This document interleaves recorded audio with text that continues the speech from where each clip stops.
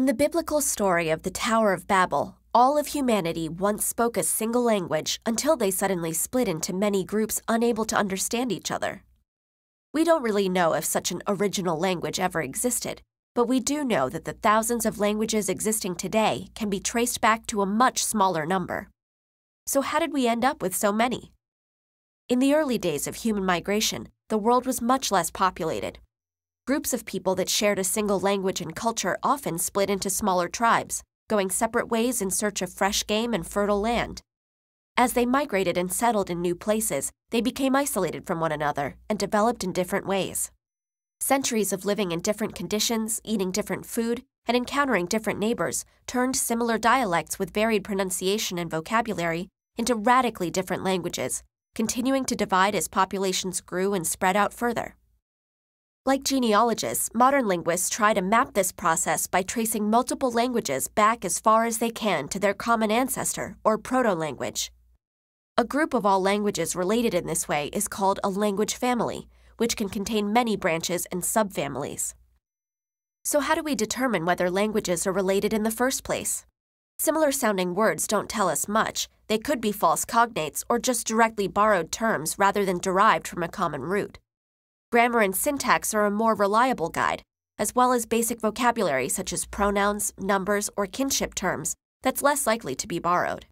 By systematically comparing these features and looking for regular patterns of sound changes and correspondences between languages, linguists can determine relationships, trace specific steps in their evolution, and even reconstruct earlier languages with no written records. Linguistics can even reveal other important historical clues, such as determining the geographic origins and lifestyles of ancient peoples based on which of their words were native and which were borrowed. There are two main problems linguists face when constructing these language family trees. One is that there is no clear way of deciding where the branches at the bottom should end, that is, which dialects should be considered separate languages, or vice versa. Chinese is classified as a single language, but its dialects vary to the point of being mutually unintelligible, while speakers of Spanish and Portuguese can often understand each other. Languages actually spoken by living people do not exist in neatly divided categories, but tend to transition gradually, crossing borders and classifications. Often the difference between languages and dialects is a matter of changing political and national considerations, rather than any linguistic features. This is why the answer to how many languages are there can be anywhere between 3,000 and 8,000 depending on who's counting.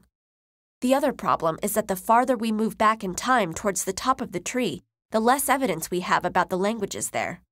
The current division of major language families represents the limit at which relationships can be established with reasonable certainty, meaning that languages of different families are presumed not to be related on any level.